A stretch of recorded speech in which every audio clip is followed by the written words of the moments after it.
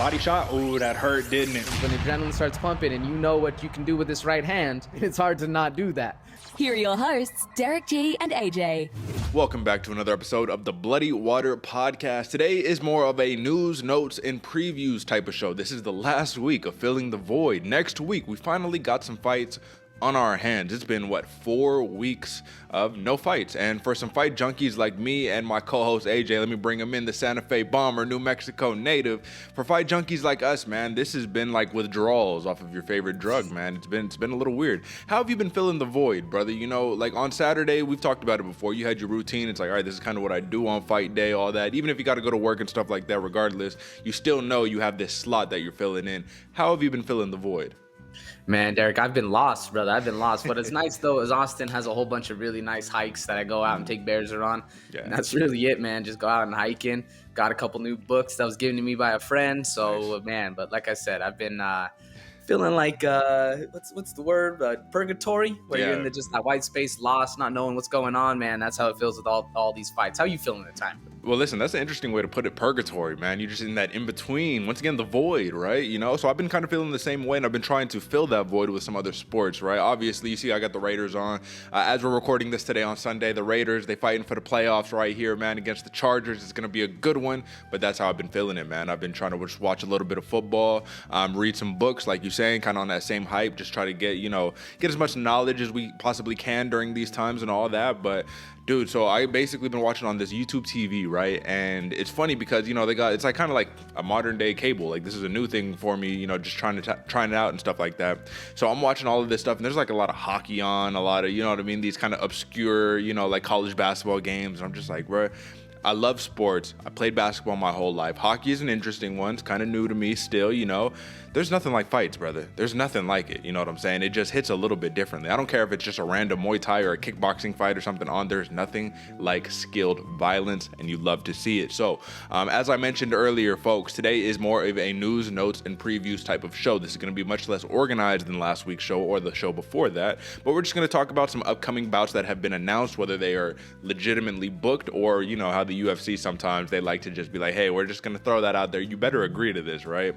Some of that stuff. We're going to hit some news, but I want to start us off not on a fight note, but on another note. AJ, brother, this is something that we've been kind of talking about, but we've yet to kind of let the cat out the bag. A little bit of a redesign on the website, folks. BloodyWaterPodcast.com, still the home, still the hub, still the place where you can go to listen to the podcast for free. Go check out all the, all the newest YouTube videos and the short clips. Everything is there. Literally everything is there. But the newest addition, my man, is a little category on the menu bar. And if you're on mobile, you got to hit the menu, drop down. But if you're on desktop, we can actually pull it up. So I'm actually going to do that really fast, brother. So if you don't mind, bear with me 1 second. Okay, folks. So as you can see, here we are on the website right here, folks. Okay, and there we go. Okay, so this is the newly updated website. I think it's looking pretty good. And folks who are just listening, I'm just going to walk you through this, really quickly. Then we'll get to all the fight stuff, right? But you can listen to us on Apple Podcasts, on Spotify, Amazon, Amazon Podcasts, all that. This is, it'll see the newest YouTube video that we got up is going to be here as always. You can see some segments we got, but this is what I wanted to talk about right here. This little merch tab. So when you go to the merch tab, it'll take you on over to something that is pretty cool in my opinion. And it's just some new merch that we got going on, So whether it is some hoodies, whether it is some t-shirts, whatever the case may be, you can get it at bloody-water-podcast.creator-spring.com. And I know that is a mouthful. So instead, how about you just go over to the website and then you can drop down and you can go and get whatever you like, man. We got lots of good stuff over here, lots of featured products. And if you did see earlier, let me go back real fast. You can use code BWP10 for 10% off all merchandise. So, AJ, man, enough of all the nonsense right there. I just wanted to pull that up there. Just let you guys know we got some merch, man. We trying to upgrade. We trying to do it big over here, brother. You know what I'm saying? This is what we do. But aside from that, everything else pretty much remains the same, folks. The website is still the place that we would prefer that you definitely go and check out if you have the opportunity to do so. But if not, subscribe to the YouTube channel because this is what we do, brother. You got any words on that? How you digging the merch, brother? What you think? We got socks, Derrick. We got socks, brother. If you know anything, I'm a big sock guy over here. So I saw those, I'm copping a pair. Folks, definitely get yourself some hoodies. I know it's cold out here now, man. You got to get the warmth going. Got socks. Use that code BWP10, excuse me. get that 10, get that merch, man. It's going to be cool. There we go, folks. So obviously we're going to have links in, below, all the good stuff. You already know, man. But I know you're not here to listen to advertisements. You're here to listen to fight talk, man. So we're going to get straight into it, brother. So let me start this thing off. Let me kick it off, brother. Okay. So I don't know if you have, if you've heard, my man. Actually, we're going to move on to the next scene. There we go. So I'm going to sing myself out again. I don't know if you've heard, my man, but there's some news in the MMA Newswire in 2022 so far. And the big news is that the trilogy was announced. Max Holloway versus Alexander Volkanovski. Let me put some respect on the champ's name. However, that trilogy has been put on ice, and we don't know if that trilogy will ever happen because Max Holloway is out of his UFC 272 title bout against featherweight champion Alexander Volkanovski, according to ESPN. Now, after aggravating a prior injury, Holloway was forced to withdraw from the trilogy fight, and this is something that I was actually looking up a little bit, my man. And I was all like, okay, well, I actually don't really remember. Was it a rib injury? Like, what exactly was the injury here? Because this was an injury that I believe he suffered against Yair Rodriguez. So I looked it up, and it was undisclosed even against Yair Rodriguez, which goes to show that this is something that Holloway has been trying to keep under wraps. This is an intentional thing, I believe, in my opinion. But since this is a re-aggravation of this injury, you got to wonder, how serious is it? Is this like a career-jeopardizing thing? What exactly is the extent to it? And I want to just guess that it's a rib because, oftentimes, even Sean O'Malley, when he fought Raulian Paiva, he had a rib injury and he was all like, I was 99% going to pull out of the bout, but I couldn't say no. So my question is, let's speculate a little bit. I guess that's not even a question, but let's speculate a little bit, brother. Do you think this is a rib injury? Like, what extent of injury do you think that Holloway has to be able to say, like, listen, man, I can't fight for the title. This is the thing he wants. He's the people's champ. What do you think, brother? I mean, it has to be something serious, right? If you're going, you're risking giving up the belt, giving up that title shot, has to be something serious. But I mean, it's smart for him that he knows to go in there at that 100%. Not everybody can be the sugar show and just power through it. So it has to, and for somebody like a savage like Max Holloway to be able to pull out and know that he can't perform at his highest, has to be something serious. I would imagine a rib injury. I'm trying to think up in my mind where when's the last time we saw him actually hurt, man, and I don't know. I don't even remember a time where like it came out, or it was besides the it's called the Brian Ortega fight. Yeah. Is that the one? No, I don't think so. I don't think that was something that he got hurt. I know that he did have to pull out of a bout against Frankie Edgar, kind of a while back, and then he had to pull out of the fight, I think, against Yair Rodriguez originally, and that was the one where it was the undisclosed, like it was just like an injury, so we don't really know what it is. But that's not really super the point. I guess the point of this is that there have been a list of featherweight fighters who have been more or less noted as potential suitors to replace Holloway, and there was a lot of speculation until the champ actually vocalized who he wanted to fight. So let me put that out there. Okay, so the first one was Giga Chikadze, right? This is someone who is a fan favorite here on this program, someone who we've been hyping up for quite some time, and a man who's on a very impressive win streak. However, Volkanovski flat out said, no, not going to happen, buddy. He said specifically, listen, man, all respect, bro, but you're fighting for rank number 5 next week, and this is regarding next week's bout against Calvin Kattar, which is number 5 versus number 8. Giga Chikadze is 8, Kattar is 5. However, he did say, see you soon with a little punch emoji, man. And that is a little bit of foreshadowing there, brother, where maybe Volkanovski truly does expect to have to potentially face Giga Chikadze to defend his belt in the future. Nonetheless, he's basically ruled him out, which is kind of disappointing because he's one of the most credentialed fighters in terms of his UFC tenure that probably should get a title shot. Nonetheless, the other suitors were the Korean Zombie, right, who hasn't been the most active, but we know he's a fan favorite. Triple Cringe, Triple C, Henry Cejudo, my man, he wants to come out of retirement and he wants to become Quadruple C and get that featherweight strap, man. So that'll be interesting. I want to talk about that in a second. But then we also had Josh Emmett, which is someone who I don't think a lot of people maybe would have thrown his name in the hat. However, I do think that is a very wise choice, and I do think he's pretty deserving of all the candidates. But lastly, Arnold Allen. This is a man who's gone under the radar. This is a man who I believe we talked about not too long ago on Ranking Review, and you had him in like 10 to 15 category, brother. This is a dude who's on like a 10-fight win streak who deserves a little more respect in my opinion. But I wanted to ask you, between Josh Emmett, Arnold Allen, and the Korean Zombie, out of those ones, and we're playing hypothetical here, obviously, because the Korean Zombie is most likely to get it. Volkanovski said he wants him. But out of those three, who's the most deserving, in your opinion? Man, most deserving, I'd probably say either Josh Emmett or Arnold Allen for sure. I mean, I'm leaning a little bit more towards Josh Emmett on this one. He's been doing it for a little longer. Like you said, though, Arnold Allen's on that 10-fight win streak. This dude's been tearing it up.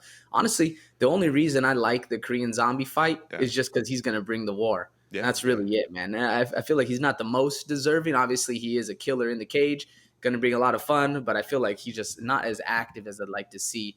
Obviously, would love the Giga Chikadze fight, but if I'm leaning towards anybody, man, I'm going to lean a little bit towards Josh Emmett. What about you?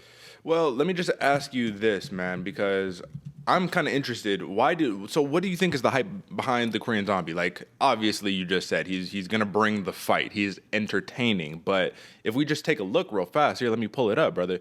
When we just take a look at it, okay. So we got Dan Ige. We had a wrestling bout in the last fight. That was a good one, right? But he loses to Brian Ortega pretty definitively. Knocks out Frankie Edgar. Knocks out Renato Moicano. Loses to Yair Rodriguez. So that's another name in the hat right there that a lot of people.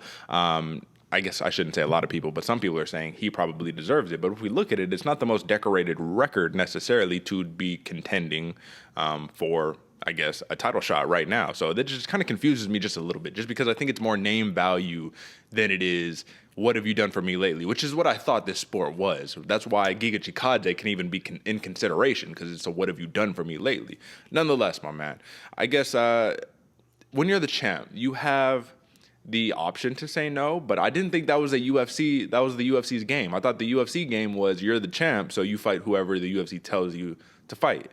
And in this situation, I guess I'm just a little surprised that Giga Chikadze was ruled out so quickly. You know what I mean? I thought that maybe they should have played the waiting game, said, let's see how you fare against Cater. If you win in spectacular fashion, oh, you're next for the title, brother. But then again, I agree with you, man. Probably Josh Emmett is the most deserving out of all of those, even though he's only on a 4-fight win streak. But, dude, I think he has the knockdowns record in the featherweight division right now. He's knocked down like every single one of his opponents in every single UFC fight. So, impressive stat there. Nonetheless, man, Korean Zombie versus Alexander Volkanovski. Let's do a very baby quick preview on that. What do you think about that fight?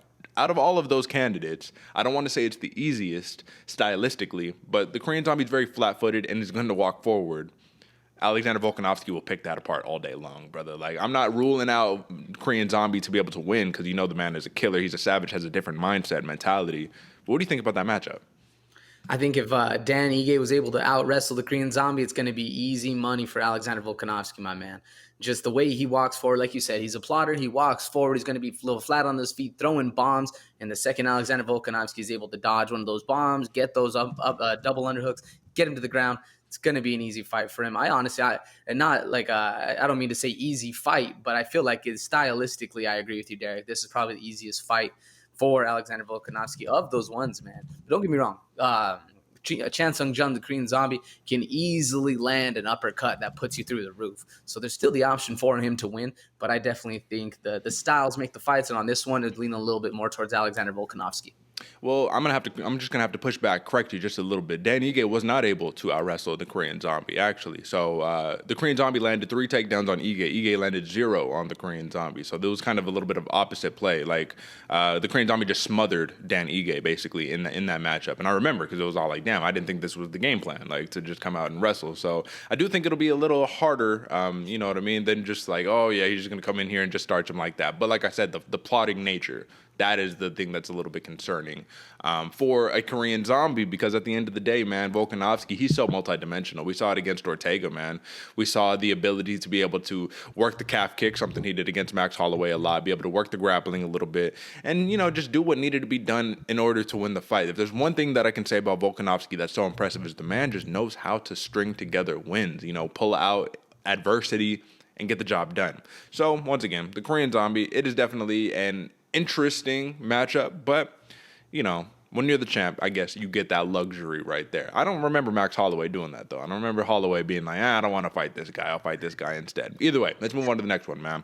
Another big bout cancellation right here. This is something a little bit disappointing, because I wanted to see this bout. Alexa Grasso, she's been pulled from her January 22nd UFC 270 event following Viviane Araujo's injury. So, Araujo, she was forced to leave the event due to an undisclosed injury, and I just want to get your opinion on this, man. We've been kind of getting this a lot over the last year or so, AJ. What does it mean to you when you hear a fighter say, oh, I had to pull out due to an undisclosed injury? Shouldn't you kind of have to disclose your injury? This is kind of the same thing for the Holloway situation, but shouldn't you kind of be like, hey, man, I can't just pull out of the fight just because, undisclosed injury. Like, let's make it a little bit more public, because in the NFL, Lamar Jackson can't play due to an ankle injury. It's not like undisclosed injury, Lamar Jackson can't play. Like, it makes it sound so much more serious, too. So what do you think about that?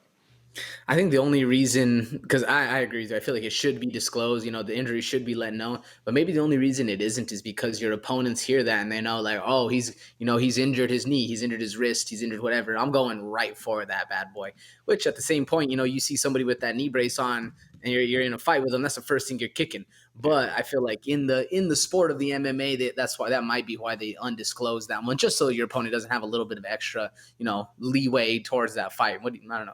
But at the end of the day, I do feel like it should be at least a little bit disclosed to the fans because it sounds crazy. Undisclosed injury sounds like something super serious, and we're lost. We're over here speculating. Who knows? What do you think? No, I'm in the same boat. Like I said, I do think it should be public. I hear what you're saying though, right? Because it's like you definitely don't want someone to target an injury that you have, but this is the fight game and this is kind of part of it, you know what I mean? In basketball, if you're like, oh, this dude has a kind of gimpy left ankle, you want to go attack that ankle. Like that's just in all sports. I feel like that's just the name of the game. But either way, I am still disappointed because Alexa Grasso, they tried to find a potential, short notice replacement for her for UFC 270 and they weren't able to find one, so they just scrapped the bout completely. Now, Alexa Grasso, I'm looking at it right now. She's on a 2-fight win streak, man. She kind of made her new name in the women's flyweight division, right? Because the strawweight division is where she originally came up from. So you got to think, man, her last win was against Maycee Barber on February 13th of 2021. It's almost been a calendar year since she has fought last. So you definitely, when you have that momentum, you don't want to be hung up on the shelf for too long. But I don't know. The future is bright for an Alexa Grasso, of course, man. Shout out to the fighter out of Mexico. Now, this is kind of a bigger news right here, AJ, and this is something where... Listen, I'm just going to say, man, this is a dude who you have to give some respect. The former lightweight champion and fan favorite on this program, RDA, Rafael dos Anjos, he has signed a bout agreement against the highly touted Rafael Fizev for February 19th at UFC Vegas 48. Now, you got to give RDA some respect, right? Because this is a man who's willing to take in all the hottest names in his respective division, whether it's lightweight or welterweight. So he's taken on the Michael Chiesas, the Kevin Lees, the Neil Magnies. He did sign on to fight Islam Makhachev before he had to pull out due to an injury, and that's neither here nor there. I'm pretty sure his injury was public too. It wasn't undisclosed. But now he gets Rafael Fizev in the lightweight division. Now RDA right now is ranked number 6 in the lightweight division, and Rafael Fizev is ranked number 11. So this is a huge opportunity for Fizev, and you have to wonder, why do you think an RDA who was supposed to fight Islam Makhachev, who I don't have the rankings in front of me right now, but I'm pretty sure he's top 5 right now, right? How do you go from that to saying, give me number 11, battle of the Rafaels, whatever you want to call it? What do you think sparks a man like RDA, his stature, his position, his UFC veteranship? What sparks a man to say, I'll fight number 11, fuck it, anytime, anywhere, I'll defend my number? You respect it, but what do you think? I've got to respect it, Derek. This dude's an absolute savage out there training hard. And I think, honestly, it's just that he's been on the shelf for so long. Yeah. His last fight was against Paul Felder. I don't know when it was, but it was a while ago. And I know RDA's gone through a couple different injuries. He's been rehabbing a lot. I follow him on social media. You can see him working those knees all the time, getting better, doing a lot of pull activity. So I honestly think it was just he's itching for a fight, man. This is the fight game. He knows he's got to scrap to get the name recognition back. Taking out a young gun like Rafael Fizev would be put him right there, right back in the media attention. But that's a hard fight, man. Fizev is no joke at all. This is going to be a very interesting one, man. I've had this one highlighted for a while. This one's going to be a great fight coming forward, man. What do you think? Well, listen, man. I think it's going to be a good fight, but I don't know. I just don't know, man. He hasn't fought in a long time, so you're right about that, man. His last fight is against Paul Felder, and let me pull it up here. So, listen, man. This was November 14th, of 2020, man. That was a long time ago. But then you just look at my man's record. It's not looking too hot, right? So in his last 5, he's what? 1, 2, 3, 4, 5, 2-3 in his last 5 losses against the Michael Chiesas, the Leon Edwards, the Kamaru Usmans. Wins against Kevin Lee and Paul Felder, but that's neither here nor there, I suppose. I do think it's interesting though, because if he does lose here, given what his record is looking like, I mean, where do we necessarily go? Obviously, he's been going back and forth between welterweight and lightweight, so it's not like all those losses count the same. But either way, a loss against Rafael. Basically, I just think that this fight is like high risk, very low reward. If you're Dos Anjos, this is just all reward if you're Fizev, because even if you lose, look at who you lost to: a former champion, Rafael dos Anjos, a very respected name in the division. I don't know, man. So I will just say this. Rafael Fizev has the opportunity to do something incredible right here, brother. He's on a 5-fight win streak as it stands right now, and I do believe personally, man, that this dude will be challenging for a title sometime in the future. I can't say soon. I can't say one fight, or next fight or 2 fights from now, but if you had to put a timeline on it, man, do you think in the year 2022 or 2023 we see Fizev fighting for a title? Oh, yeah, 100%, man. If not at the late end of 2022, near the beginning of 2023. This dude's on him, especially if he starts taking out RDA, a couple other big names in the division, gets up to that high ranking. Yeah, this dude is on a skyrocket path towards that championship. Well, I guess the last question, and this is something that I wanted to kind of ask about a different fighter, but do you think RDA is kind of in that gatekeeper status now then? It feels like he's in that realm of, like, if you beat me, you get to level up. You know what I'm saying? And he's kind of always had that because he has the name, but right now it feels more prevalent than ever. What do you think? It definitely feels more prevalent than ever. And maybe if he's not there yet, he's right on that cusp, man. We've been talking about gatekeepers for a while. He's right on that cusp of, I agree, where if you feel like you beat RDA, you're next level. You're that next level of elite fighter that goes, and that's really what a gatekeeper is, unfortunately. So a big win here can definitely change that trajectory. And I know that RDA still wants to challenge for a title, man. It's not like he's sitting here saying, like, I just want to kind of be that middleman. Like, no, of course, we want to challenge for a title. That's where we're at. So that's one to look out for, definitely. February 19th, UFC Vegas 48, folks. But next up, man, this is some news for UFC 273, and I'm a little shocked at this news, AJ. And the reason why I'm shocked is just because how adamant Dana White was about this fighter. So Irene Aldana, the fighter out of Mexico, man, stud out of Mexico, she is fighting Aspen Ladd, or at least the bout is being targeted for UFC 273. Now, Ladd is coming off of a loss against Norma Dumont in her women's featherweight debut, and it wasn't a good fight, man. It wasn't good. She took the fight because it seemed like she really had no choice. She missed the bantamweight limit against Macy Chasson in a fight that was supposed to take place prior to that, but it got scrapped because of the weight cut. And listen, man, so the quote from that one is that she looked ghostly and unsteady as she missed weight for her fight with Chasson, coming in at 137 after initially weighing in at 141.5. Not the first time that she missed weight. Missing weight is part of the sport. You got to be a professional. You got to be able to make weight, but it's not like when you miss weight, it's like, oh my God, no one has ever done this before. So clearly there's precedent. Regardless, though, if you've shown time and time again that you keep having these troubles and you keep falling ill and bouts have to be scrapped because you can't make the weight, you have to move up. So she moved up, but I didn't think it could be just a one fight, like, oh, okay, I'll just move up for one fight and then move back down. It's like, you got to prove that you can make the weight, man, So, like, that's your first fight. That's your first battle, right?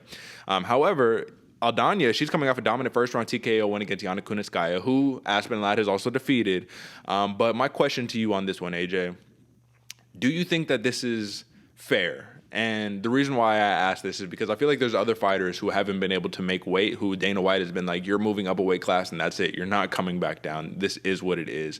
You're a little more limited in the women's divisions because the featherweight division for the women is so shallow. So it kind of makes sense going down to bantamweight. But do you think this is fair to the other fighters who have been relegated to different divisions because they couldn't make the weight? I mean, the biggest one that comes to name is the Paulo Costas of the world, the guys who just can't make that weight and have to jump back up. But even now, his Paulo Costas manager is saying that he's going to be fighting at 185. He's not a 205 fighter. We'll see. I'm sure there's some agreements or contractual, ups and downs that's going on behind the curtains of the Dana Whites and of the Sean Shelbys that are making these fighters say, like, oh, okay, I'll fight at this one if, whatever.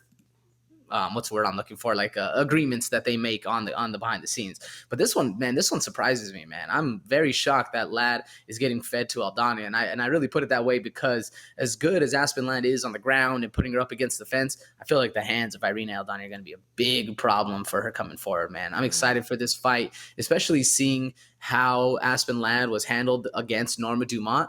I think it's going to be a real uphill battle. And it might be, man, this one might be a punishment, for missing the weight where they're like, oh, okay, yeah, you really want to fight at bantamweight? Or, yeah, you want to fight at bantamweight? Cool. Here we go. We'll give you this girl. Like, it might be a little bit of a punishment. It might be there. I don't know. What do you think? Well, I don't know, because it's not like Aspen Ladd has zero chance of of winning the fight, right? Like, if she gets the fight to the ground, that's her bread and butter. That's where she wants it. I mean, obviously, easier said than done. We saw it against Norma Dumont. It just wasn't in the cards against Norma Dumont. But let's take a look real fast, man, just because I don't want to speak out of hand here. The first weight miss that we had for Aspen Ladd was right here, and it looks like it was a, let me see.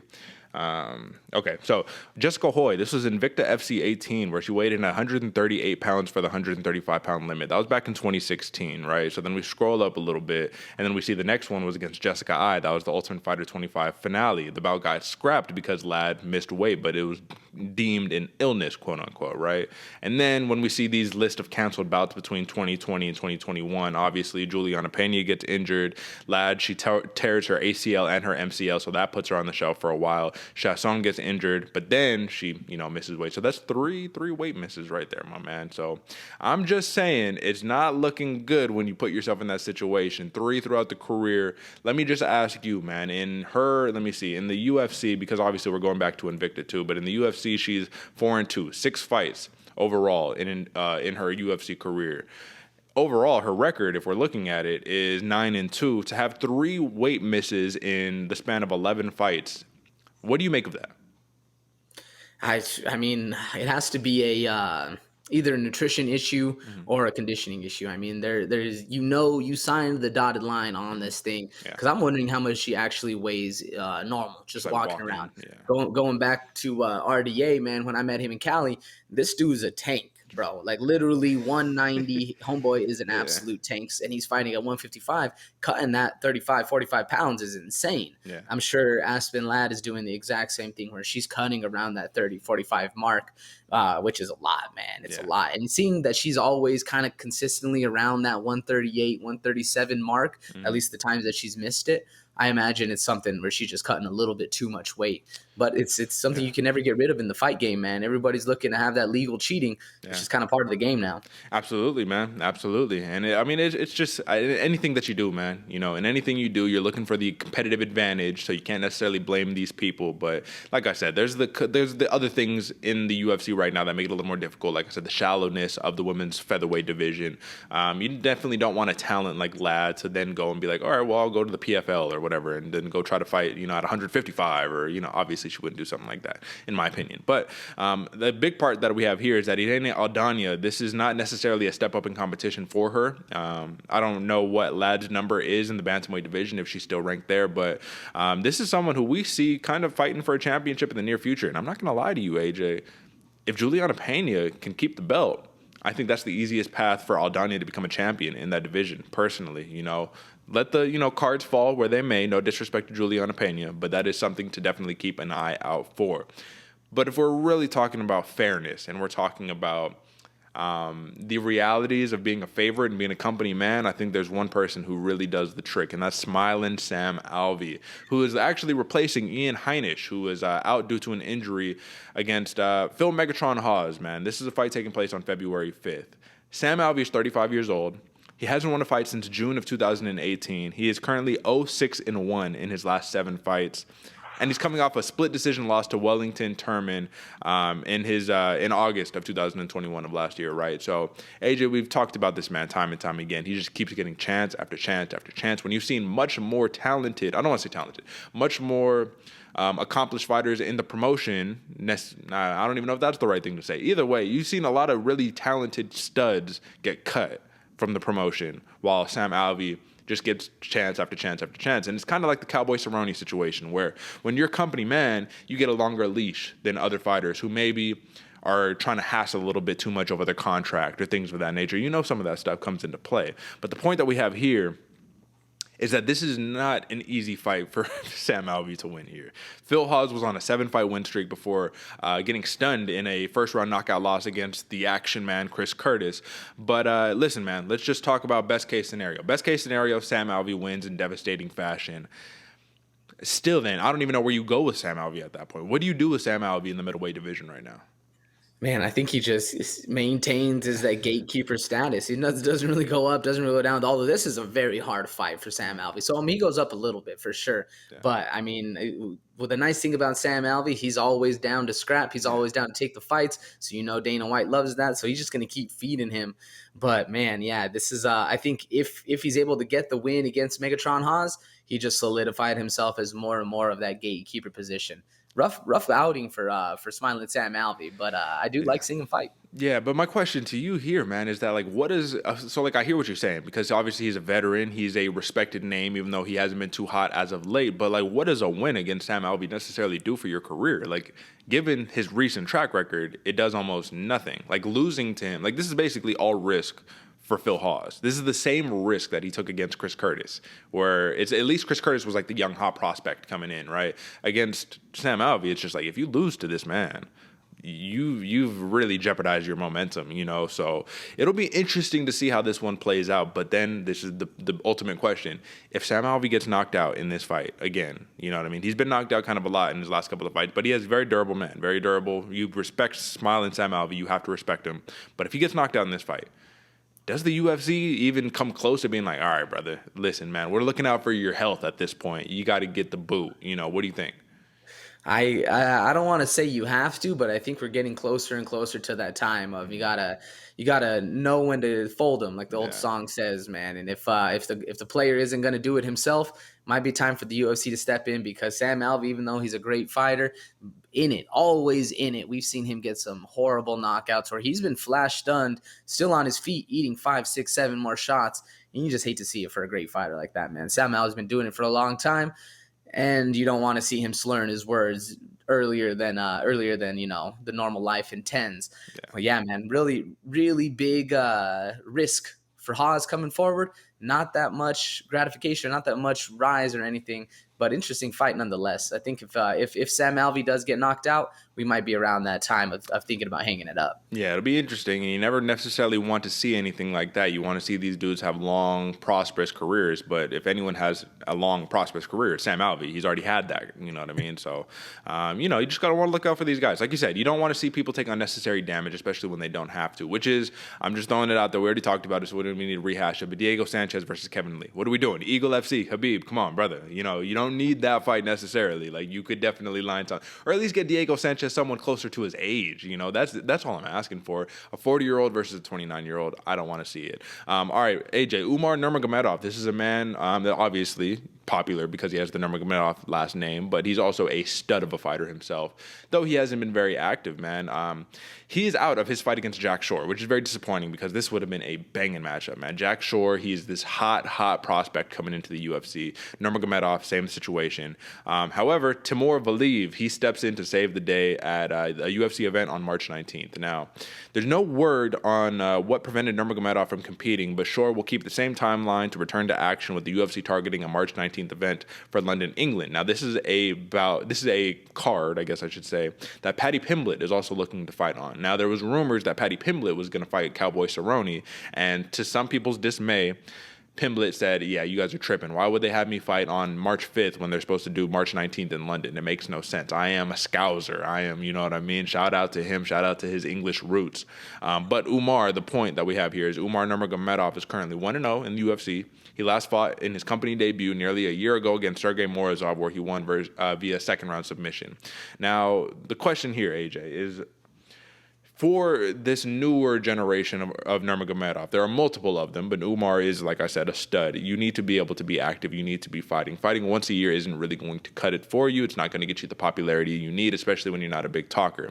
Even Islam Makhachev, man, look at how much of a streak it took for people to take him seriously simply because he is not a talker. His English is just not very well.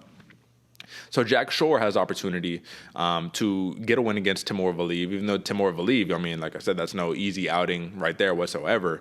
But I just feel like missed opportunity for Nurmagomedov, man. Are we going to be able to see another version of Khabib in the UFC? Not fight style-wise, but dominance-wise, carrying on the name. I feel like this is a name that Khabib is actively saying, I'm going to pour all of these resources in, honor my father, and continue to have this stable of Nurmagomedovs that are going to be taking over the MMA world, whether your surname is truly Nurmagomedov or you're a relation, you're a cousin, you're a Makhachev, you're a whatever. What do you think, brother? I just set out the whole table. Give me your thoughts.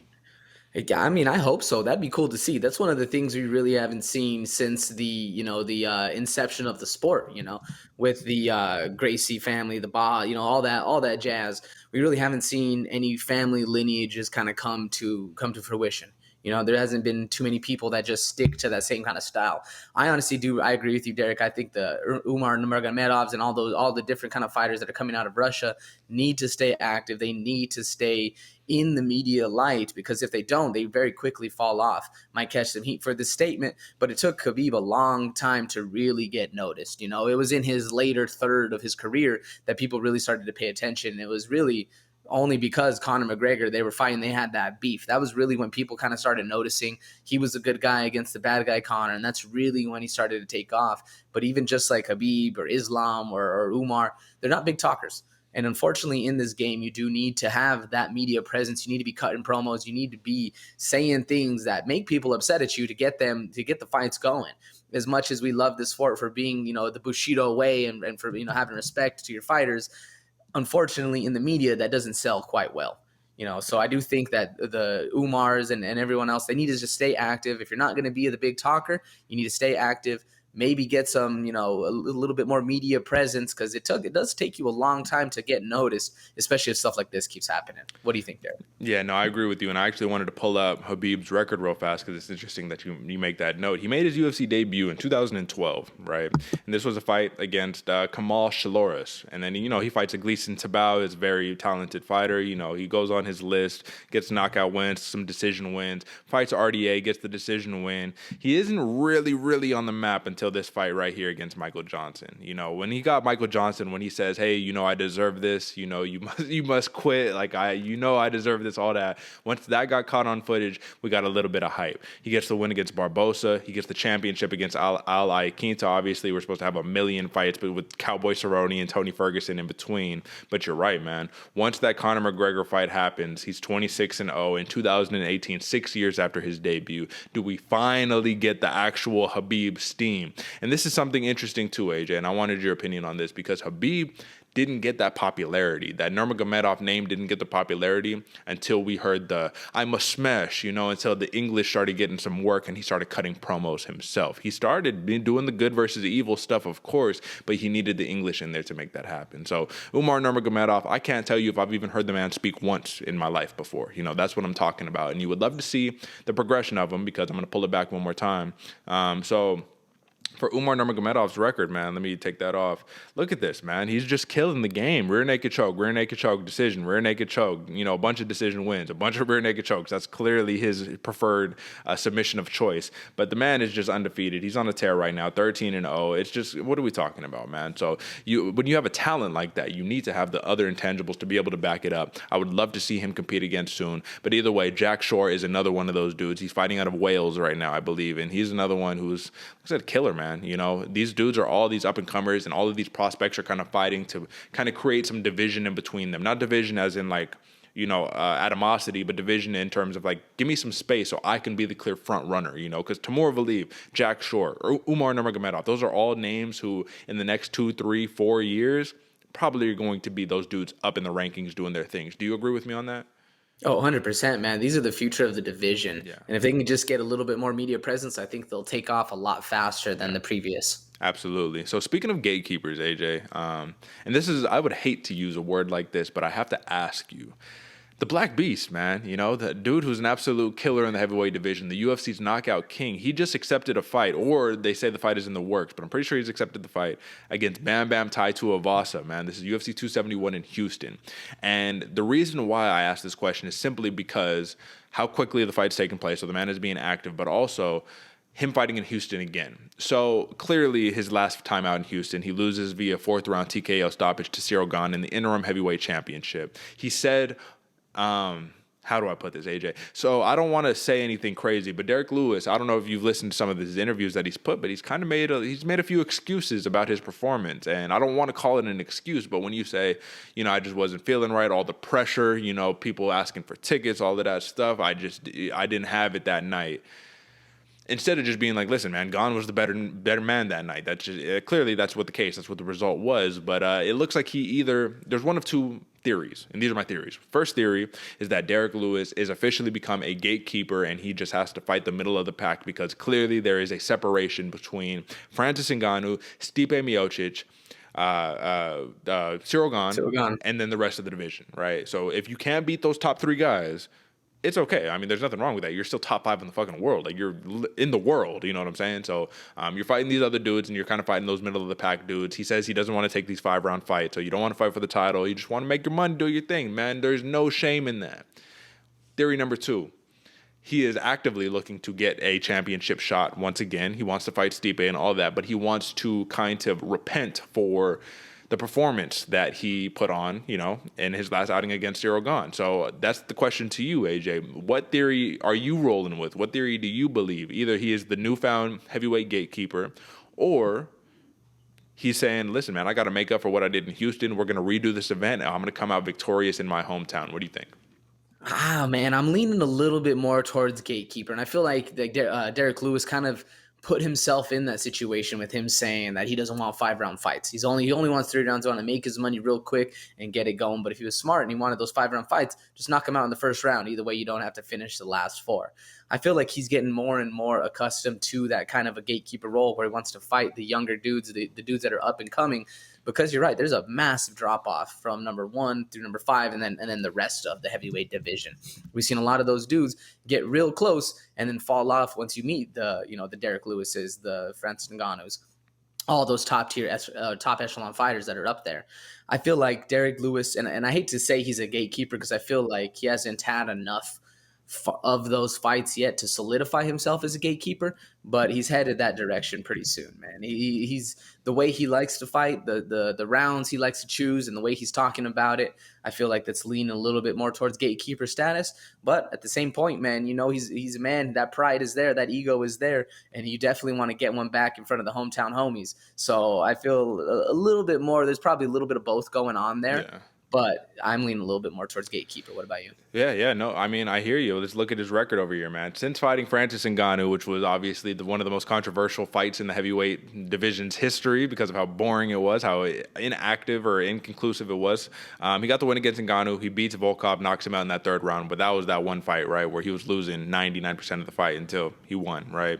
Loses against DC, loses against JDS, beats Ivanov, beats Latifi, beats Olenek, beats Blades, loses to Gane, beats Dawkins. He's beat everybody else, brother. Like, that's the tough part. That's why you have to consider him a gatekeeper, because everybody else is lost. Now, when we're looking at UFC rankings, you got Gane, who's number 1 interim. Obviously interesting because he has surpassed Stipe Miocic, even though I do believe Stipe should be the rightful number 1 contender. Last loss was to Francis Ngannou. Like, how are you not number 1? But then when you got Derrick Lewis at 3, Curtis Blades, Volkov, Rosenstruck, Dawkins, Abdurakhimov, I mean, let's be honest, AJ. Can you name anybody from number 4 to number 15 here that could beat Derrick Lewis right now? Ooh. Give Tom Aspinall maybe a couple years and for sure, but I'm on that board. I'm already on that train. But nah, man, that's where I think the drop off happens, man. Right after that number 4 slot, It's really hard, man, because not only is Derrick Lewis improving, Francis Ngannou improving, but he can touch you. He has that death touch, He has that whatever the death touch is called, but he's also getting improved on his ground game skills, man. So there's a lot of where I would say that they can take him down and control him. Not anymore. No. So, I mean, it's tough, man. So it's just tough in this situation. Like I said, I think that Derrick Lewis probably in that gatekeeper status, even though I would love for the case to truly just be like, I just want to get one back in Houston. It is what it is. But if you're not willing to take the 5-round fights and you're just looking for the money fights, Bam Bam, I feel like that's a money fight, even though I feel like maybe...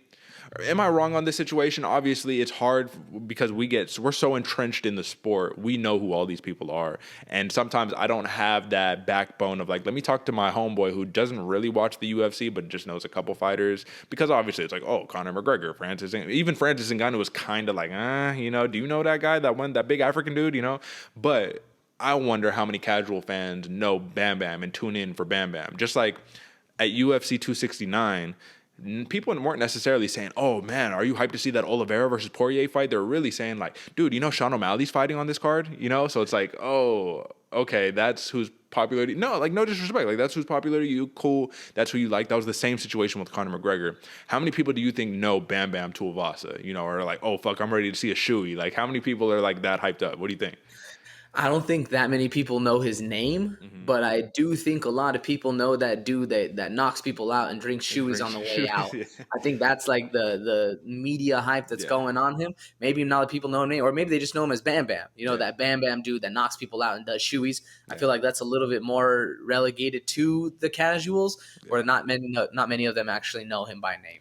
Well, if they don't, they will after this Derrick Lewis fight, win or loss, just because that's how exciting these two dudes are in terms of just pure out violence, you know. So I think this is a huge step up in competition for Tai Tuivasa. I really don't know if he's ready for this fight, but clearly we'll preview that when the time comes. This one was more just a retrospective of Derrick Lewis's career and saying like, okay, you fought everybody there is to fight, and now you're fighting number... What is Tuivasa even ranked? Let me look at it. Tuivasa is ranked number 11. So this is the same situation with the RDA versus Fizev, except this is even worse because Derrick Lewis is number 3. Number 3 versus number 11. Tell me that makes sense in any other division in the UFC. Tell me that it makes sense in boxing. Tell me that makes sense in any sport. It doesn't. Any sport at all, nah. It doesn't. So it's just one of those things it's interesting to see, but... You know, I guess we'll move on. All right, man. This is the last upcoming bout that I just kind of wanted to talk about before we hit some news and notes. And you know, like I said, folks, this is really just like fill in the void type stuff. Like I said, this is the last week without fights, so just fill in that void for you a little bit. Now, this is one that's more under the radar, and if you're not a hardcore fan and you don't really love the ladies' fights, you probably don't really know about this matchup. You probably don't know about one half of this matchup at least. So Jessica Rose Clark, she has a bout set against Stephanie Egger. And this is February 19th, the UFC event. Now, Clark, she returned from a year layoff due to a torn ACL in October. She beat Jocelyn Edwards, man, La Pantera. That was a big win. Jocelyn Edwards is absolutely no slouch, man. She has power in her hands for real, but Jessica Rose Clark wrestled her way to a victory. The fans didn't love to see it, but it was a much-needed win after a year off. You can't blame anybody for that. She's on a 2-fight win streak since losing her return to the bantamweight division back in 2019. Now, Stephanie Egger, she picked up her first win in her last outing against Shanna Young, who hasn't had the most success in the UFC. She's a very talented prospect, though.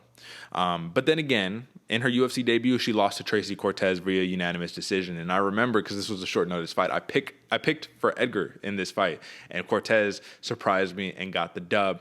I thought it was closer than the judges made it seem because it was a unanimous decision, but that's neither here nor there. The point is, this is kind of an interesting bout because Egger is one of those like under the radar, kind of like a Fizev in a way where it's just like you don't really have much on your name, but you're a dangerous opponent. And Jessica Rose Clark clearly has been in the UFC for quite some time. She is more or less of a name. That's one of my main questions to you. Is Jessica Rose Clark a name in your opinion? Like I said, it's hard because we know who all these fighters are, but how many people outside of the hardcores know who Jessica Rose Clark is? Yeah, in my opinion, yeah, she's a name, but I think in casuals' opinion, no, not many people know who Jessica Rose Clark is. I know there's a lot of them who were real upset in her last fight, but that's not going to give you any name recognition either, man. It was a real rough one, much needed win for her. And same thing with Egger. She's actually a very dark horse in the division. She's going to be coming up, having a lot of big fights in the future, but not too many people know her. I feel like this is a very, very much a dark horse fight in the both of them.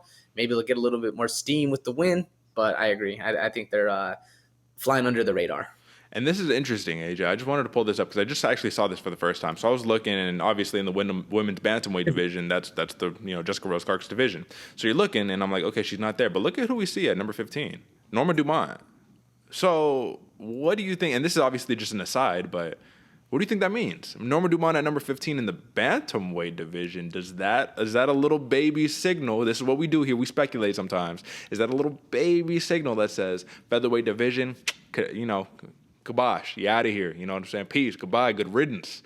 Norma Dumont, you make that drop down. You over there in Vegas, work at the PI, get down to 135. This is your new division, your new home, because guess what? 145 doesn't exist anymore. What do you think? Oh, man. Either it's a typo or, it's the done of the 145-pound division. I think it needs to happen, man. I don't think there's many. There's 3 fighters in that can make 145, something like that. They don't even have it listed on their own website. I feel like it's time. That's interesting. I didn't know that Norma Dumont was on that 15 list. That's interesting to see, man. I'm excited. That is interesting. And, listen, I don't even think it's 3 anymore. Megan Anderson, I'm pretty sure she's done with fighting. I think she's moved on to bigger and better things. If Norma Dumont is at 135, there's that. really, you got Nunez, and then Felicia Spencer already hung it up. So you got Holly Holm maybe if she's just like, fuck it, I'll just take a fight against Nunez, whatever. But yeah, man, interesting stuff to see. Jessica Rose Clark isn't ranked. Obviously, Edgar is not ranked. So we'll see what this fight does for, both respective fighters. I think this is a big opportunity for Edgar, but either way, there's a lot of really fun fights, folks, that you should be looking out for in 2022. We will be here to cover all of them each and every week. We're doing it once again. Our head-to-head pick'em starts again fresh this upcoming week. See that thing behind me right there, that belt? That's what we're fighting for. It'll be a fresh, brand new 2020 or 2022 version of the belt.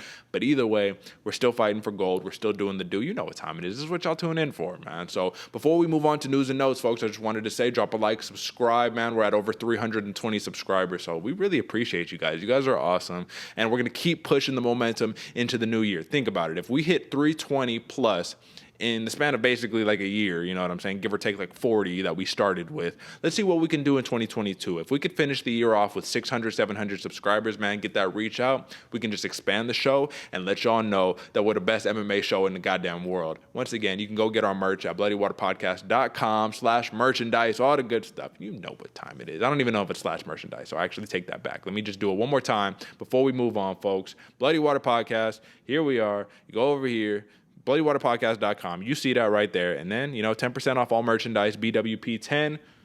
I don't know where my menu went. There we go. Merchandise. Go right back. And we got cool stuff for you, man. We got crew necks. We got hoodies, shirts. We got a mug. You know what I'm saying? Some socks. Women's hoodies. Women's crop top hoodies. I know y'all like that or whatever, man. Come on. We got the whole nine. This is what we do over here on this program. All right, AJ. Let's get into some news and notes. And obviously not spend too much time because we're approaching the 1 hour mark. And, like I said, this is just going to be one of those quicker fill in the void type episodes. So I wanted to start off the news and notes with this, man. Anthony Pettis, his Showtime FC is set to debut on February 11th. And I can give you a little bit of an insight right here, AJ. When I was at the UFC Fight Pass Invitational #1, the grappling tournament at the UFC Apex, right?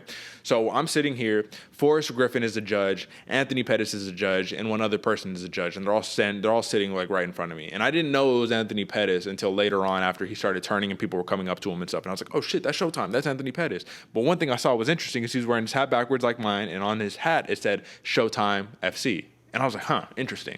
And I was like, I wonder if this is something that he's just, promoting or whatever. Like, I hadn't really heard too much about it.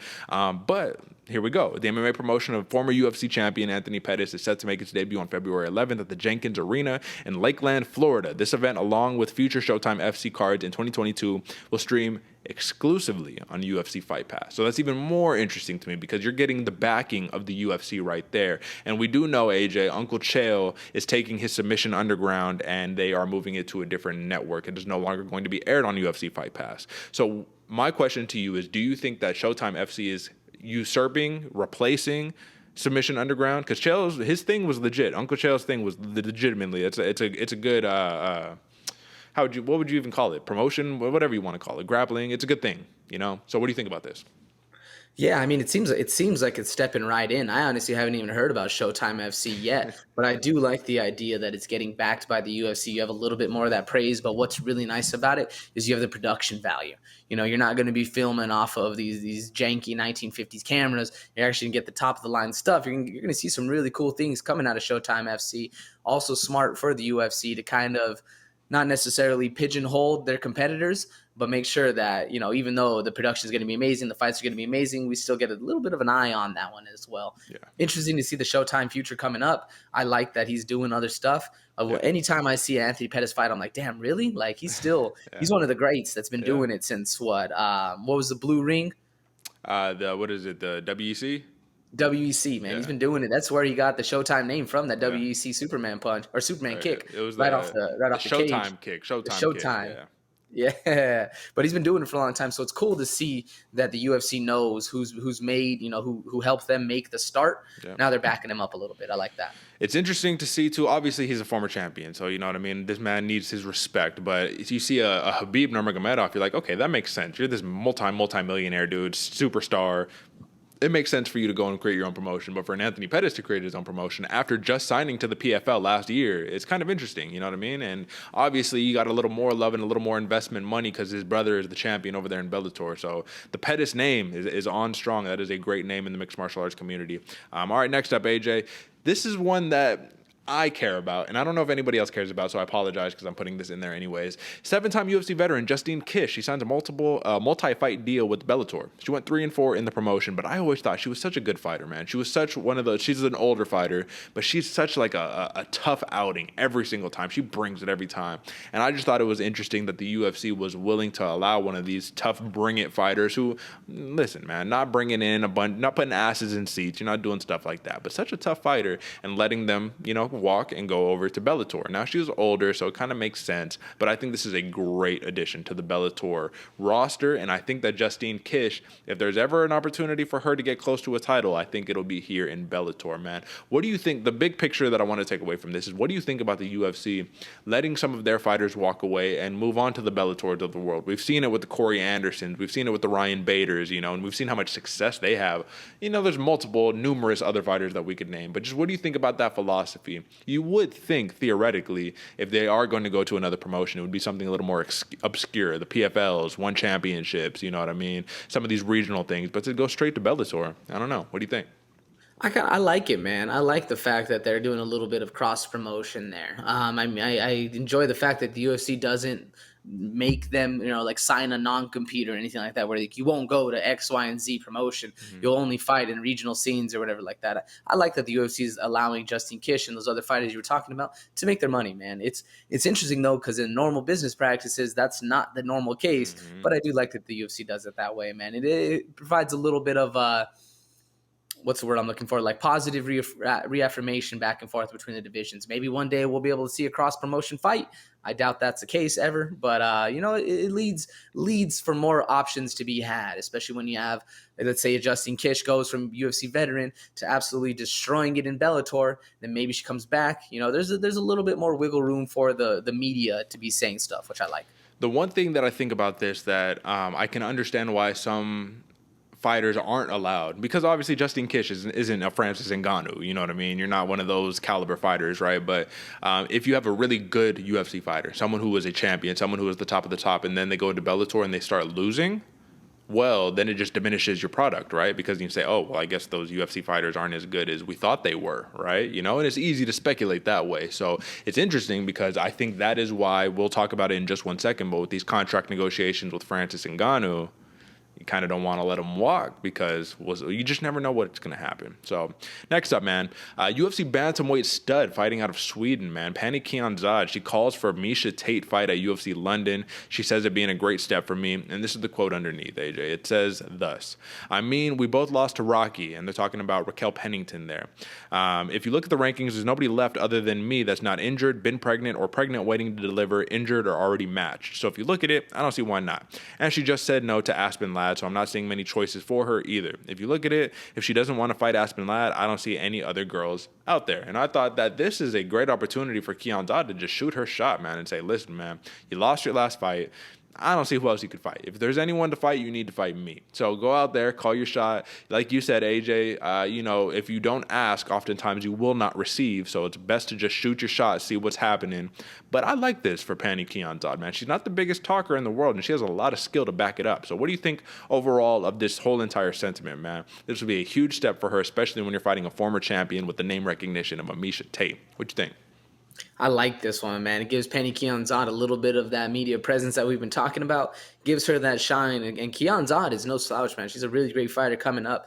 I like this, man. Calling her shot, calling out Miesha Tate, saying, yeah, we both fought Rocky. Now what's up? Let's get it. Let's get it going. I love this a lot. This is a fighter taking her future into her own hands. I love when we see it. I think it's a great matchup too, man. She gets one over on Miesha Tate. She's that much closer to being the real deal. I like this one a lot for Pannie Kianzad, man. What do you think? Yeah, no, like I said, man, I really enjoyed. This is the opportunity. She shot her shot. She did the thing that I think a lot of fighters are too hesitant to do, and that's a good opportunity. And talking about fighters who have been a little hesitant over their career to do such a thing, Gregor Gillespie, man, he's a little frustrated that he's still waiting for a fight that kind of propels him up the rankings, like the uninterested Tony Ferguson. So this is the same situation, right? But Gregor Gillespie is a little bit of a different situation because he's 14-1 in his MMA career. He's finished 12 of his 14 wins. He's exciting as hell, man. His only 2 decision wins, those took place in 2016. He's finished 6 wins in a row, I should say. But here's a quote that he has. So Gregor Gillespie, he notes to MMA Junkie, he says, I've been radio silent for the last 5 or 6 years. I don't call people out. I've been pretty adamant about not doing that. I've been offered fights. They're just not fights I'm interested in taking. I'm not ancient by any means. I'm 35 years old. I don't have that many years left in my career that I'm not just fighting guys ranked lower than me. So that was very kind of telling to me, AJ, because he's saying that they're offering me fights, but I'm not interested in taking them. So he's not taking the RDA approach. He's not taking the Derrick Lewis approach. He's like, he's kind of taking the Dominic Cruz approach by saying, like, I'm trying to fight up, not down. But if beggars can't be choosers, what are we talking about here? I do think it's unfair because it's like, well, if people don't want to necessarily fight you because high risk, low reward, you're not that high in the rankings and you're a stud and, you've only lost once, and that was kind of now that we're looking at it, kind of a fluky KO loss to Kevin Lee. I can understand why people would be hesitant to want to fight him. But do you think it's unfair, and do you think it's a waste of talent for a Gregor Gillespie if he just chooses to stay on the shelf, not take fights, preserve his record, and only want to fight up? Do you think it's kind of waste? He's 35 years old, so he is getting kind of old, especially for a wrestler, a grinder, that is getting up there. So what do you think about that? Absolutely a waste of talent, man. And I feel like it's a little bit of cosmic justice here. The fact that he doesn't want to fight people lower than him. He's having a hard time finding people that want to fight that are above him. I mean, if you're not down to scrap in the sport of scrapping, I feel like it's a little bit of, like I said, cosmic justice, poetic justice, however you want to phrase it. The fact that he doesn't, he's been turning fights down, that pisses off the matchmakers. And it's really shooting himself in his own foot. Like you should want to go out there and just smack everybody, take the easiest fights as possible, get that payday going. But he's over here picking and choosing. It just loses a little bit of a credibility or a little bit of that fan favoritism that we have. I'm a big fan of Gregor Gillespie. The fact that he's turning fights down and trying to not necessarily this isn't a good way to phrase it, but be a diva about it. Be like, no, I'm not fighting this guy. I only want X, Y, and Z. Oh, they don't want to fight me? Cool, whatever. I think it's a weirder way to go about it than the Cowboy Cerrone approach. Well, so let me ask you 2 questions here. First one, so it's kind of the same thing that he's doing. It seems like what he's doing to other fighters, Tony Ferguson is doing to him. So it's like you can't necessarily be too upset if you're kind of playing the same game, right? Tony Ferguson's probably like, yeah, I don't want to take that fight. I'll take another fight. I'll take a fight at that higher ranked or something like that. But I think the issue is because he calls out Chandler saying it's wrestling season. It's like, well, honestly, in the division, if you're talking about who's the best wrestler, it's Gregor Gillespie, hands down, right? But this is the question that I wanted to ask because I'm pondering it for myself as well. I'm trying to reflect a little bit. You're 14-1. You, hypothetically speaking, you're 14-1. You're in the UFC. You're in that 10 to 15 rank, and you're trying to fight for a title, and you're the dark horse. Do you just take fights that are just, kind of random, these numbered 13s and 14s and 8s and stuff like that? Or do you say, I guess Tony Ferguson might be number 8 or something like that. Here, let me pull up the rankings real fast. Let's just take a look real fast, just so we can play this this thought experiment out right now. So what division are we talking about here? Lightweight division? Okay. So Gregor Gillespie, number 10. Okay. That's fine. He's number 10. That's not a bad ranking. Tony Ferguson is number 7, but Tony Ferguson is looking up at number 5, and Gillespie is looking up at number 7. So everyone is looking up here, right? Would Gregor Gillespie be like, oh, let me fight number 12, Mateusz Gamrot, excuse me. I keep messing up on the man's name. Or an Arman Sarukian. Or Brad Riddell, you know what I mean? So that's the question that you have to ask. Even like a, Fizev, I don't know. So that's the question. You're in that same boat right there, right? And you're number 10. Are you saying, give me number 12, give me number 13, give me number 14, give me unranked dude? Or are you saying, come on, brother, at least give me number 8. Like, let me get a step up. I'm trying to go up. I'm not trying to go down. He's literally following the Dominic Cruz approach. So what would you do in a situation like that? Man, I think you line them up and scrap, Derek. There's no other way about it, my man. It's hard to say, though, because, you lose one of those fights, It's a lot of loss. You're dropping far. You're kind of falling out of the thing. But at the same point, you take the Sean O'Malley approach. You smack these dudes that are unranked. You just keep getting more and more hype to your name. More people want to fight you. It looks a little bit more alluring. That payday's coming. I think you line them up and fight whoever brings your way, man. That's the best way to do it. Be a company man. Get the fight going. But I can see why the hesitation. Don't get me wrong. I totally see the hesitation. You lose one of those fights, you're dropping down a lot. But You're in the fight game, brother. It's time to fight. That's what I feel. What about you, Derek? Well, listen, I'd at least say, let me get number 9, brother. Throw me a Conor McGregor. You feel me? All right, would that ever happen? No. Come on. What are we talking about here? But I would at least be like, give me a Dan Hooker. Give me a something. And if I'm stepping backwards, give me a Fizev. But I don't want to take number 13, number 14, number 15. I get it in terms of especially the age. 35 years old. You're like, come on, brother. Really? I got to keep taking these fights? Like, come on, man. Please, give me someone. If we're looking at, let me just pull it up real fast. Just because I'm interested. Now, you got me thinking over here. Gregor Gillespie. If we're looking at the man's record, okay, let's look at it. Diego Fajeda. So he did number 15. That was his last fight, right? So he already got the win, and Diego Fajeda was ranked higher at the time too. So like this was a little bit of a drop off. Lose to Kevin Lee. He'll win over Yancy Medeiros, Vince Pichel, Jordan Ronaldo, Jason Gonzalez. Like if you look at these dudes, these aren't like names. You know what I'm saying? Like one of the biggest names is Sidney Outlaw, and that wasn't even in the UFC, right? So it's like these are like not necessarily the names. He got the big time shot against Kevin Lee, and he lost the fight. So that, like you said, man, sometimes it just happens, right? I'm pretty sure Kevin Lee was ranked at the time, but I can totally understand how he's number 10 now, and he's like, bro, come on, let's do it. Give me these dudes. Give me one of them. Give me an RDA. Wouldn't an RDA versus Gregor Gillespie? That's probably a better matchup. That's probably something that he's looking for, even than a Tony Ferguson, because we know if there's one thing that RDA struggles with, it's wrestling, right? We know this. So I'm just saying, I get it. Gregor, listen, if you're listening, brother, I get it. I understand what we're doing here. Then again, like you said, AJ, there's two sides of that coin. The other side is, well, you don't want to fight? Then you're on the shelf. And you can't really be mad and complain when you're kind of doing it to yourself. So I get where you're coming from. I can see where he's coming from. But to be honest, if I was a fighter, I would probably be taking that Dominic Cruz approach too. So I'll just put that out there. All right, AJ, we got 2 last things before we get out of here. And I'm going to do a little bit of a switch in the order because the last thing I want to talk about, I want to end on Francis Ngannou. So Cheyanne Vlismas, like I said earlier, I didn't say earlier, but in the last couple weeks, right? She's no longer Cheyanne Bay. She is in Cheyanne Vlismas. That is her surname, right? She's in hiding since UFC win. And I think this is kind of a messed up way to kind of go about putting this headline, because I don't think she's hiding, right? But she says she's in hiding since her UFC win, and she's unsure when she'll fight again. And this is the quote. And let me just read it real fast, because I got some theories here, AJ. The quote is, "Unfortunately, I'd love to fight again and soon, but because of reasons beyond belief, I cannot fight and I cannot make any more money until I finalize some things in my life. That's important. Remember that. And I don't know when that will be." Vlismas told MMA Fighting, "No one knows where I'm at, and I'm actually keeping it that way." Even though she's posting a lot on social media, a lot of Instagram posts, when people are like, "I'm tucked away, hide, and or go travel and don't tell no one where you're at." Like she's doing a lot of that, like, hidden subliminals, you know what I mean? Like just like talking about, hey, like I'm out here doing stuff and you don't know where I'm at, and it's good that way. And it's like, well, if you were really didn't care, you wouldn't post at all. But I guess anyways, she says, "A lot of things happened before my fight and even after my fight, and I decided what's best is to just escape. I've been gone now for 2 weeks and I love it. I'm overseas and just living my life." So the thing that I wanted to kind of key in there, AJ, and I know this isn't no drama show, this isn't TMZ, but this is the thing that I wanted to key in here because I thought it was interesting.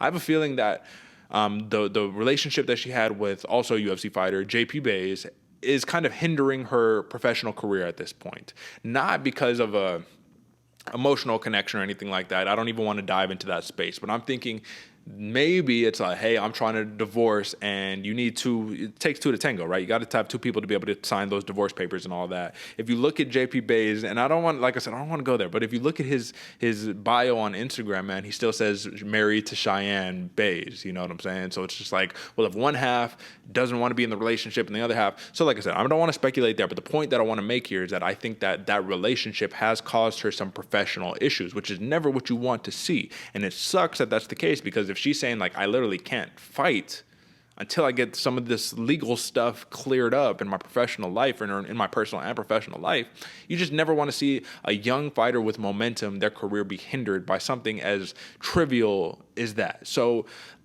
let me ask you, what do you make of this whole entire situation? Once again, we're not TMZ. We're not trying to go there. But I do think it's interesting because you don't want to see a fighter be shelved because of some weird stuff, especially when they're like openly talking about it but not talking about it. So it's like they're hinting, but it's not there. So it leaves people to speculate. What do you think, brother? Man, it definitely leaves people to speculate. And I honestly think that's what I was wondering when she first changed her name, if it was a relationship issue or whatever the case may be.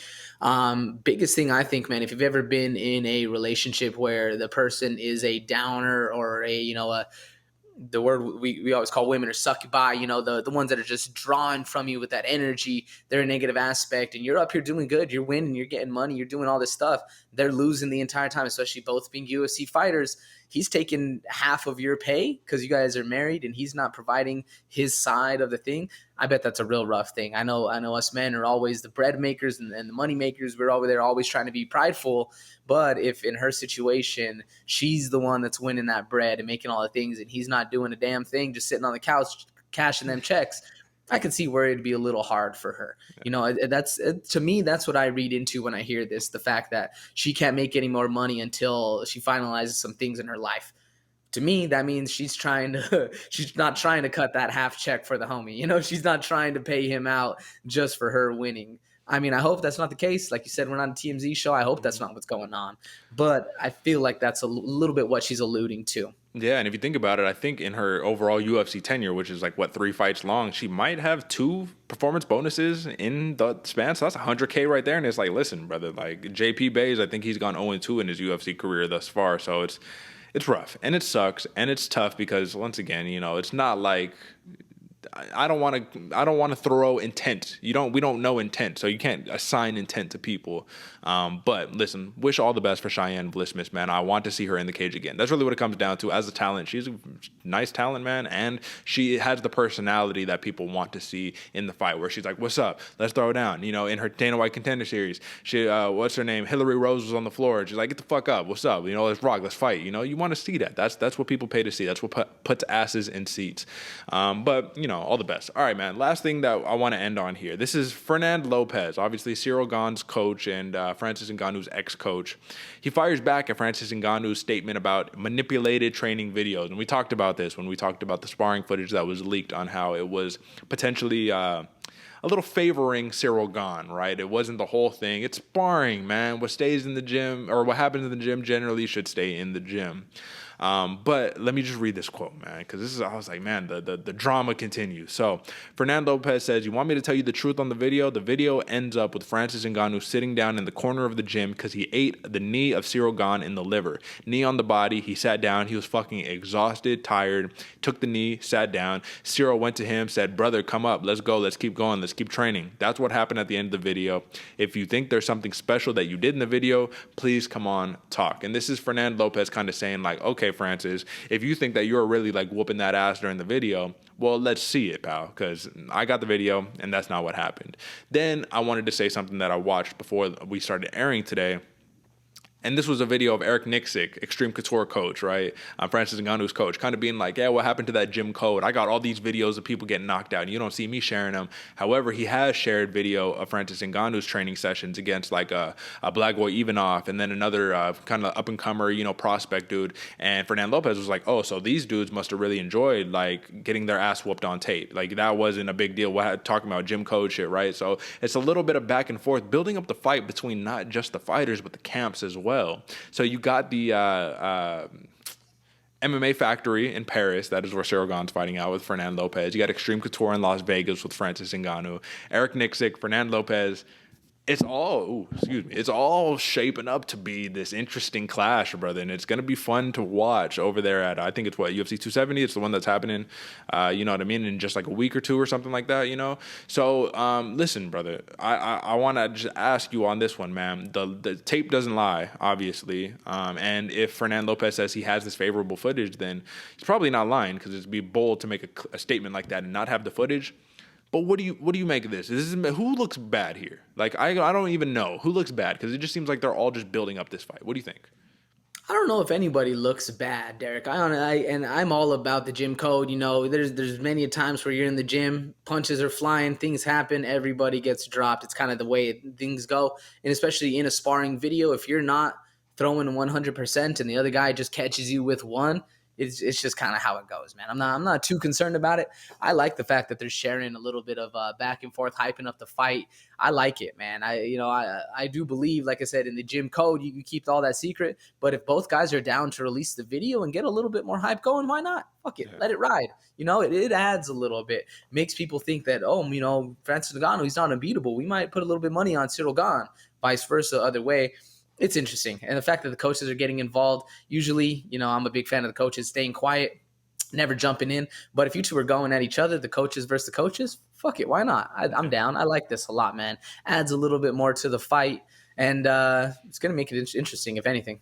I honestly believe that and I don't want to dive deep because that's when you get in conspiracy mode and all that. But I'm like, does the UFC got a hand in this? Being like, listen, man, because honestly, you go from Francis Ngannou, the unbeatable heavyweight champion, the unbeatable force, the Predator, to, okay, here's the Ciryl Gane dude who's like, okay, oh, they used to train together. Oh, Gane had some success in the gym. Oh, okay, so maybe, like you said, maybe this Ngannou guy is beatable. Because why are we tuning in if Francis Ngannou is just this unwreckable or unstoppable force? Like, even Nunes versus Juliana Pena was a co-main event. You know what I mean? Because at the time, nobody was expecting Pena, upset of the century, right? They're expecting Nunes smashes her. All right, let's move on. Oliveira Poirier, that's the championship fight we want to see.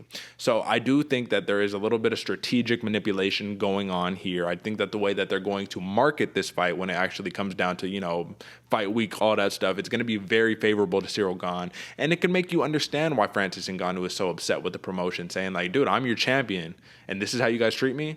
Like, think about it. You don't see commercials really with Francis Ngannou. You don't see his face plastered everywhere. Even Stipe, you saw, they were marketing him, and this is a dude who it's like, dude, does this dude even speak English? You know what I'm saying? Like, yeah, he's from Ohio, but it's like, he's kind of slurs his words a little bit. No disrespect, that was just kind of the public persona. So I just think it's interesting, man. I think it's interesting. I don't know what to make of it, but it will be a fun fight to watch. And I guess at the end of the day, if we're building up the fight, all's fair in love and war, right? Right, yeah, 100%, brother. There we go. So, all right, folks. So that is the UFC upcoming fights, upcoming news. News, notes, and previews, the whole entire nine. Like I said, I've said it a million times. I will repeat it again. This is the last week of filling the void. We are back to some fights next week. So, AJ, I wanted to do this very quickly before we move on and get out of here. I wanted to take a look back at the screen, and I wanted to just take a look at this is the fight that we got coming up right here. So, obviously, we're going to preview it next week, right? But we got Calvin Kattar versus Giga Chikadze. Folks, this co-main right here, this is not happening. Muslim Salikov versus Michel Paeta. I'm very sad about it, but Salikov, he had to pull out of the fight due to an injury or an undisclosed reason. Once again, undisclosed. What are we talking about here? But should have some fun fights. Caitlin Chikagian, Jennifer Maia, Brandon Royval, Rogerio Bontorin, Jake Collier versus Chase Sherman. That I don't know why that's the main card bout, but I do like it. 2 heavyweight scrapping. Senor Perfecto, Bill Algeo versus Joe Anderson Brito. That'll be fun. And then we've got some banging prelims that we're obviously going to talk about. But this is the 270 card that I wanted to look at really quickly, AJ, and I just wanted you to give me your opinion on just how stacked of a card this is. So obviously Ngannou versus Gane, that'll be fun. That is our main event. We got Assassin Baby, Brandon Moreno, the trilogy against Davison Figueiredo. This will put the bow on the gift right there, end that trilogy. Movsar Evloev versus Ilia Topuria, AJ. Talk to me real fast. What do you think about that matchup? Man, this is one of those matchups I feel like has been needing to happen for a while and just hasn't come to fruition yet. That one's going to be a banger. Definitely got to tune in for that one. Movsar Evloev versus Ilia Topuria. Damn, bro, that's some heat. This card is stacked. Bro, that's 15-0 versus 11-0 right there. You got 2 undefeated fighters. Someone's gotta go, and that'll be a fun thing to watch. Okay, Greg Hardy makes his return against Alexei Oleinik. This is one where either Oleinik submits the man in like 30 seconds or Greg Hardy knocks him out. I don't really see this going any other way. But this is interesting right here. Cody Stamann versus Saeed Nurmagomedov, man. So we got another one of the Nurmagomedovs. This is a very, very talented fighter right here. Cody Stamann, he hasn't fought in a while, and I do think he holds that number 15 ranking in his respective bantamweight division. So that should be a fun one, man. But what do you think about that matchup? I think it's about time for Saeed, man. That's like you said, Cody Stamann hasn't fought in a while, but that's a very, very interesting stylistic matchup, man. The wrestling of Stamann, the wrestling of Nurmagomedov. It's going to be interesting. I feel like it's about time that Saeed gets that status going for him. Yeah, absolutely. And then we're just kind of rounding it out. Poliana Botelho versus Ji Yeon Kim. I think her nickname is like Fury Fist or Fists of Fury or something. You love to see it, man. That'll be fun. I think Botelho's coming off of a win. Kim coming off of a loss. Hayoni Barcelos versus Victor Henry. This was my sleeper a couple of weeks ago, and it got reassigned here to UFC 270. So just keep an eye out, folks. Might be my sleeper again. And then I guess the things to really look out for here. Matt Steamroller Favola needs a much needed win here, man. And he gets a drop down in opposition, even even though he's fighting an undefeated 10-0 fighter making his UFC debut. Should be fun. Kay Hansen, AJ. Let me scroll down a little bit. Kay Hansen, she is, I don't know who this fighter is, so I'm going to have to do some research, obviously. Jasmine Jazadavicius. I probably butchered it. I apologize. But Kay Hansen is making her return, man. She's coming off of a loss, and I just wanted to look at this real fast. Okay. So Corey McKenna, that was one, man. I was very surprised. But basically, I just wanted to note this, right? Her last loss was against Corey McKenna. She has a win against Jin Yu Frey. Obviously, that was her UFC debut. 1-1 in the promotion. And this is just what I wanted to ask last thing before we get out of here, man. Kay Hansen, she has openly said she had some like eating disorder type situations, you know, didn't have the most stable foundation. And the thing that she's changing up for this camp is that she's actually eating, and you know what I mean? She's fueling her body and doing something pretty important if you're going to be a professional fighter, right? But my question to you, man, is how, this is something that was just a little eye-opening to me. Do you think that that's more of a common of a thing than we would maybe like to think, especially in the women's divisions where they're dealing with these body image type situations, trying to fight at the same time? It has to be tough because you even look at a Miranda Maverick who openly would say, people have mocked my body frame my whole life because I'm muscular and I'm strong and shit, and that's not feminine. But it's like, you shouldn't necessarily worry about being feminine when you are a professional fighter, but then you also understand if your identity isn't tied completely into fighting, you're also a person. So like at the same time, like when you're not fighting, you're like, well, I want to, you know, play both roles. For an example, the same type of openness that a Chris Cyborg has had when Joe Rogan, you know, has kind of said things like, oh, she looks like a dude, or, you know, things like that, right? And it's like, it's not the nicest thing to say. But then again, it's like when you have such an amazing physique, there's only so many ways you can go about it. Probably could have said it nicer. Then again, he's a comedian. I don't know, man.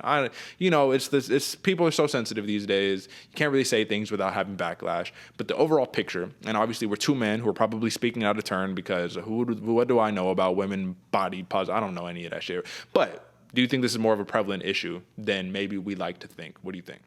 Oh, 100%. Derek, as a trainer, man, there's a thing where you're training women athletes. It's called the female triad. Bulimia, anorexia, hypertension, all these kind of things happen when girls, they're training very often, but they also want to maintain that body positivity. It's hard because you do need to fuel your body. You need to have those gains going forward. But if you look at someone like Ariane Lipski, you know, super thin, super strong, but would she benefit from growing up a little bit more muscle? 100% in the fight game, 100%. Just that visual. And honestly, whether you're a female fighter or just a female in general that plays any kind of sport, I feel like you run into these problems, man. It's a big thing in today's day and age to have that body positivity. But a lot of the time, it's the opposite way. You know, it's the women who are a little bit larger than normal that are just, you know, and this is going to be a hot take, obviously, coming from a trainer, that don't really put the effort into having that look or having that the way they want to go to. It's a little bit more of an excuse, where girls that are putting in that work have that kind of thing going, man. It's really hard for them mentally to be able to maintain that. It's a little easier to kind of go about the other way. Like you said, Derek, though, we're two guys. We don't know shit about this. I just know that training women, it's very important to have them eat their food, have them go through that stuff, because bulimia, anorexia, those kind of things are very prevalent in today's day and age, and especially in the fight game when you're trying to cut a whole bunch of weight. 100% prevalent, man. Yeah, so I think the big picture that we should take away from here is that there are so many factors that go into the performance of a fighter that are outside of the octagon, outside of the cage, outside of the ring, that you never really know what's impacting a fight. Especially when we talk wagers on this show a lot, man. There's sometimes where it's like, this dude was a lock. What happened? Like, and you didn't know. Oh, got injured 10 days before the fight and still had to take it, or got super sick and wasn't able to train and couldn't run. And, you know, all these things happen, man. So we'll just leave it at that. Folks, thank you for joining us for another episode 107, man. So, you know, if you think about it on one term, I like to think about it as this is not episode 107, but episode number 7. You know what I mean? We just go 0 to 100 every single time. Every time you hit that 100 mark, back to 0. Let's do it again. Let's do it bigger. Let's do it better. Once again, folks, I'm just going to say it one last time for you. Hit us up at BloodyWaterPodcast.com. You can then, you know, listen, find whatever you want to listen to it there. Watch our videos. You got the YouTube. You can literally watch it on the website, or you can go straight to the YouTube. It'll link you there. Watch here, listen here, you know what time it is. New episodes, these are some segments that we got here. And most importantly, go hit up the merchandise, man. Once again, I'll say it for the millionth time, but it's important because we got hoodies, we got t-shirts, we got mugs, we got socks, we got women's hoodies, we got the whole entire gambit. I mean, but this is the most, it's socks, brother. Come on, what are we talking about? Get your crew socks. You know what time it is. Most important, folks, is if I take you right back, there's a special code you could use right here. It'll be code BWP10 for 10% off all merchandise, and you can find that linked below in our show notes, So listen, we got merch, we got all the good stuff, we're growing, we're improving, we're trying to level up always. So if you want to show a little bit of love, if you're watching, you can see in the bottom right hand corner a little Cash App QR code. Scan to show a little bit of love, drop us a tip for our hard work. We appreciate you. But the most important thing that you should know is that it is going straight to the shows. All of the proceeds from any of the stuff that you guys want to go hook us up with, man, is going straight into show to level us up. You see the camera work. You see the ability to be able to, add a couple different features. This is what we do. So I'll just leave it at that. AJ, you got any last words for the people before we get out of here? Woo, folks, if you're here in this part of the video, man, I love the support, love it. It's awesome. Also, like Derek said, hit us up, get some merch, man. There's crop tops, there's socks, there's all kinds of crazy stuff. Get looking right out there so that we can support the best MMA show that's out here. Get us going, get the word spread a little bit about the Bloody Water Podcast. We love seeing it, love seeing those numbers grow. We'll be here next week, man, talking about those fights back to the normal schedule. I'm excited to do it with you. It's going to be a lot of fun. Tune in. We're back to 0-0 for the strap contest we got going on. It's right behind Derek, so I'm gunning for that one next year, right, man. It's going to be fun. Tune in. Yeah. Happy to be here. Happy for y'all, Derek. Yeah, absolutely. So once again, like AJ said, back to our regularly scheduled program next week. I know it's been a weird void we've had to fill for the last 4 weeks, but we're back. We're going to be breaking down ton of fights, have sleepers, the whole entire nine. Get ready. It is going to be UFC Vegas number 46 live at the UFC Apex in Las Vegas, Nevada. There we go, man. The fight mecca of the world. All right, folks, we've kept you around for long enough. Thank you for tuning in. We'll see you next week, Mondays and Fridays, 8 a.m. Short clips drop at noon on Mondays and on Fridays, respectively. Until next time, folks. Peace.